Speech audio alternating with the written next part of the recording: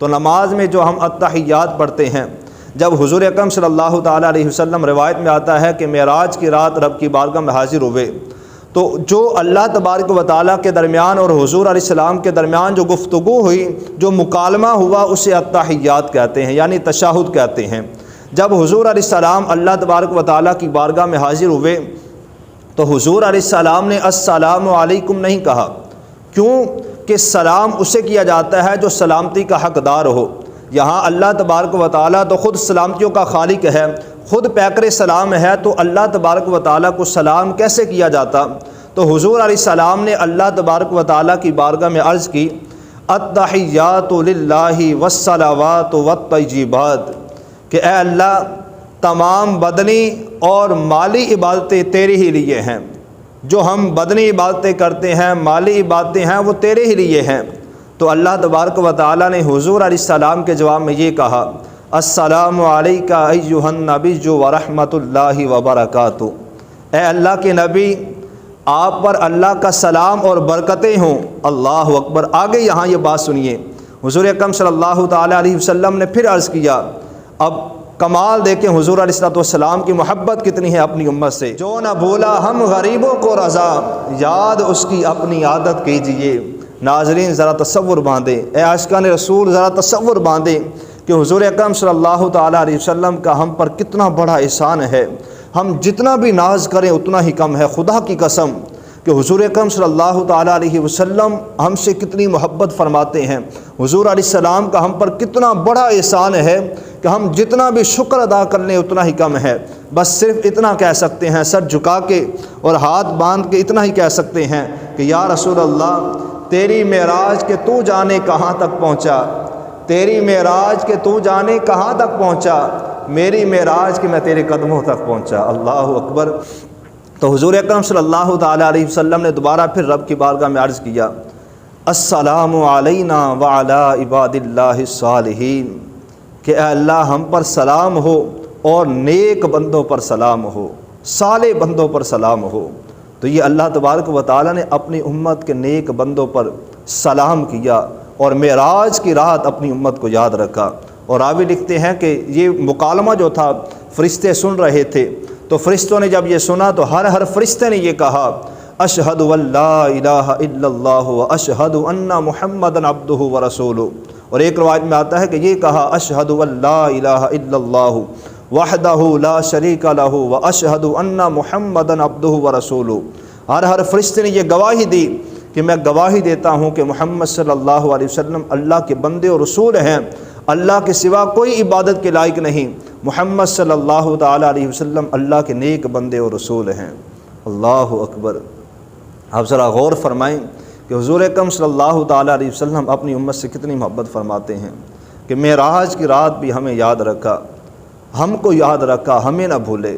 اور نماز میں التحیات پڑھنا یہ واجب ہے۔ بندے کی نماز تب تک مکمل ہی نہیں ہوتی جب تک بندہ نماز میں التحیات پڑھتا نہیں ہے۔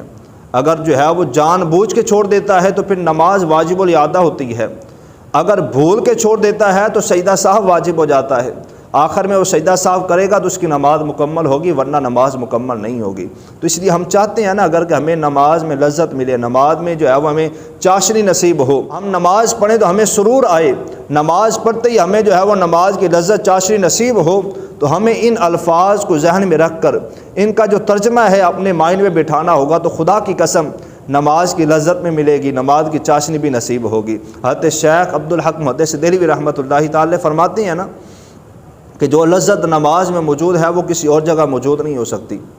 اسی طرح شیخ ابو طالب مکی رحمۃ اللہ تعالی فرماتے ہیں کہ جب انسان نماز پڑھنے کے لیے کھڑا ہوتا ہے تو فرشتوں کی 10 صفیں ہیں جو تعجب و رشک کرتی ہیں کہ اے انسان تو کتنا خوش نصیب ہے کہ اللہ تبارک و تعالی نے اپنے آپ کو پکارنے کے سارے طریقے، سارے انداز تجھے عطا کر دیے، اور واقعی جو لذت نماز میں موجود ہے وہ کسی اور جگہ موجود ہو ہی نہیں سکتی۔ اور روایت میں آنا کہ حضرت رابعہ بصریہ رحمۃ اللہ تعالی علیہا کے گھر رات کے وقت ایک چور داخل ہوا، چوری کرنے کے لیے گھر میں داخل ہوا، سارے گھر کی تلاشی لی، اس سے کچھ نہ ملا سوائے ایک لوٹے کے۔ جب وہ واپس جانے لگا تو حضرت رابعہ بصریہ رحمۃ اللہ تعالی علیہا نے دیکھ لیا، کہا بھائی کہاں جاتے ہو؟ تو اس نے کہا جی میں چوری کرنے کے لیے آیا تھا، یہاں تو مجھے کچھ نہیں ملا۔ کہا یہاں سے کچھ نہ کچھ لے کے جاؤ گے؟ کہا یہاں ہے ہی کیا جو میں لے کے جاؤں گا، ایک لوٹا ہی گھر میں پڑا ہے۔ کہا اس طرح کرو، وضو کر کے کمرے میں داخل ہو کر 2 رکعت نماز ادا کرو، یہاں سے کچھ نہ کچھ لے کے جاؤ گے۔ اب اس نے وضو کیا، وضو کرنے کے بعد کمرے میں داخل ہو کر نماز پڑھنے میں مشغول ہو گیا۔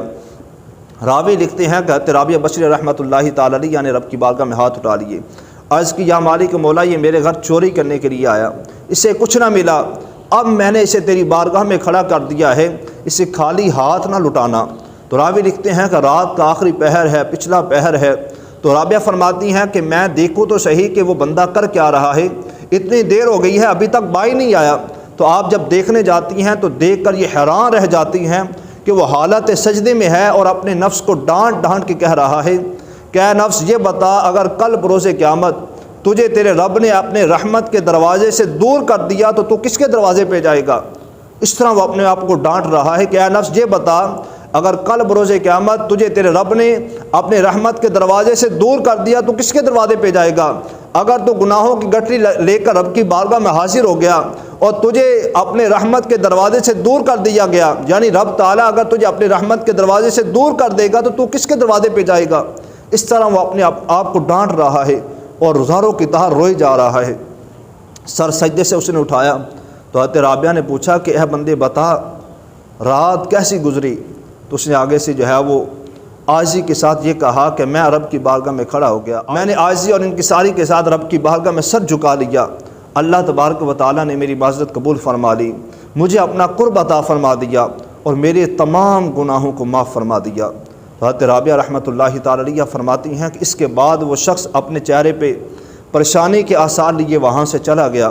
میں نے پھر رب کی بارگاہ میں دعا مانگی، یا رب میں کب سے تیری بارگاہ میں کھڑی ہوں، گریہ اوزاری کر رہی ہوں، یہ بندہ تیری بارگاہ میں ایک گھڑی بھر کھڑا ہوا، تو نے اسے اپنا قرب عطا فرما دیا، اس کے گناہوں کو معاف فرما دیا، کیا میری معذرت قبول نہیں فرمائی؟ تو غیب سے آواز آتی ہے کہ اے رابعہ، ہم نے اسے تیری ہی وجہ سے اپنا قرب عطا فرمایا اور تیری ہی وجہ سے اس کے گناہوں کو معاف فرما دیا۔ اللہ اکبر۔ یہ نیک بندوں کی خاصیت ہوتی ہے کہ نیک ہونے کے باوجود بھی وہ اپنے آپ کو گناہ گار سمجھتے ہیں۔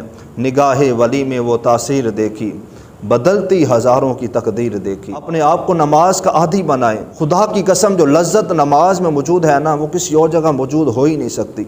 آپ جہاں مرضی لذتیں تلاش کرتے رہیں، لیکن جو لذت نماز میں موجود ہے، جو چاشنی نماز میں ہے، وہ کسی اور جگہ مل ہی نہیں سکتی۔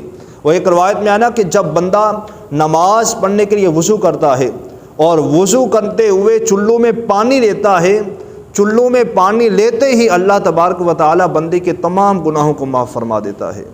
اور ایک روایت میں آتا ہے کہ ایک آدمی حضور علیہ السلام کی بارگاہ میں حاضر ہوا، عرض کرنے لگا یا رسول اللہ صلی اللہ علیہ وسلم، مجھے کوئی ایسا عمل بتائیے کہ میں وہ عمل کروں اور جنت میں داخل ہو جاؤں۔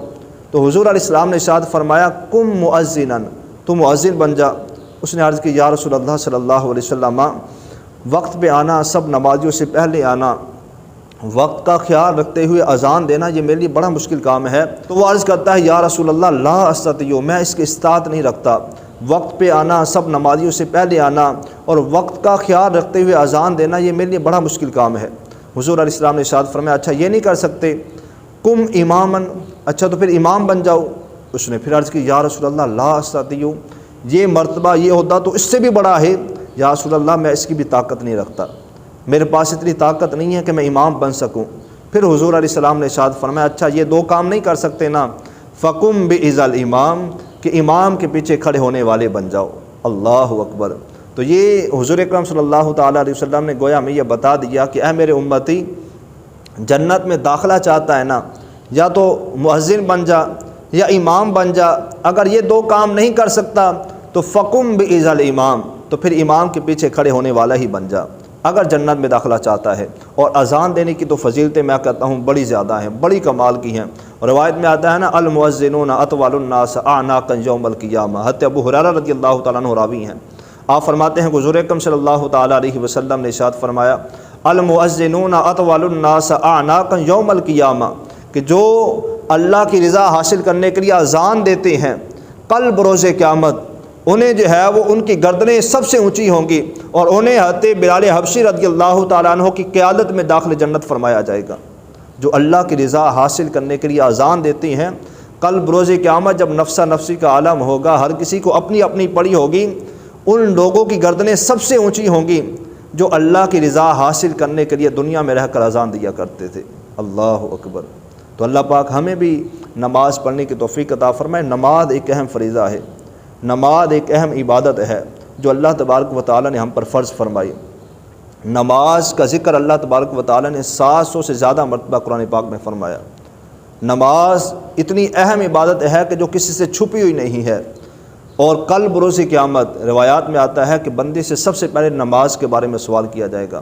بندے کی نماز درست ہوگی تو سارے اعمال درست مانے جائیں گے، اگر نماز ہی درست نہ ہوئی تو سارے اعمال بندے کے منہ پہ مار دیا جائیں گے۔ تو اس لیے خدارا نماز ہم پر فرض ہے، نماز اسلام کے ارکان میں سے ایک رکن ہے، تو اس لیے ہمیں اپنی نماز کو درست کرنا ہوگا۔ نماز کے فرائض، نماز کے واجبات، نماز کی شرائط، نماز کی سنتیں، نماز کے مستحبات ہمیں سیکھنے ہوں گے، تاکہ ہمیں پتہ چلے کہ جو میں نماز ادا کر رہا ہوں یہ صحیح پڑھ رہا ہوں کہ غلط پڑھ رہا ہوں۔ جس طرح التحیات ہی لے لیں کہ التحیات جو ہم نماز میں پڑھتے ہیں یہ واجب ہے، اگر کوئی آدمی جان بوجھ کر یہ چھوڑتا ہے تو نماز واجب الادا ہوگی، اگر بھولے سے رہ جاتی ہے، بھول جاتا ہے، تو اب اس پر سجدہ سہو واجب ہو جائے گا، آخر میں وہ سجدہ سہو کرے گا تو اس کی نماز مکمل ہوگی، ورنہ نماز مکمل نہیں ہوگی۔ مثال کے طور پر یہاں یہ مسئلہ بھی ذہن نشین فرما لیں، التحیات اشہد ان محمدًا عبدہ ورسولہ تک پڑھنا جو ہے یہ واجب ہے۔ اگر کوئی آدمی سنت مؤکدہ پڑھ رہا ہے، ظہر کی پہلی جو 4 سنتیں ہوتی ہیں فرضوں سے پہلے، یا ظہر کے 4 فرض پڑھ رہا ہے اکیلے، عصر کے 4 فرض پڑھ رہا ہے، مغرب کے 3 فرض اکیلے پڑھ رہا ہے، عشاء کے 4 فرض اکیلے پڑھ رہا ہے، اسی طرح 3 وتر اگر وہ اکیلے پڑھ رہا ہے، تو جب ان نمازوں میں دوسری رکعت میں تشہد پہ بیٹھیں گے، تشہد اشہد ان محمدًا عبدہ ورسولہ تک پڑھ کے پھر تیسری رکعت کے لیے کھڑے ہونا ہوتا ہے۔ اگر کسی نے بھولے سے ان رکعتوں میں ظہر کی فرضوں سے پہلے 4 سنتیں، ظہر کے 4 فرض، عصر کے 4 فرض، مغرب کے 3 فرض، عشاء کے 4 فرض اور عشاء کے 3 وتر، ان رکعتوں میں دوسری رکعت میں تشہد میں جب بیٹھتے ہیں، تشہد اشہد ان محمدًا عبدہ ورسولہ تک پڑھ کے پھر تیسری رکعت کے لیے کھڑے ہونا ہوتا ہے۔ اگر کسی نے بھولے سے آگے درود پاک شروع کر لیا، اللہم صلی علی محمد، تو اب اس پر سجدہ سہو واجب ہو جائے گا، آخر میں وہ سجدہ سہو کرے گا تو اس کی نماز مکمل ہوگی، ورنہ اس کی نماز مکمل نہیں ہوگی۔ تو یہ مسئلہ بہت اہم ہے، ہمیں یہ یاد رکھنا چاہیے۔ اللہ پاک ہمیں اپنی نمازیں درست کرنے کی توفیق عطا فرمائے۔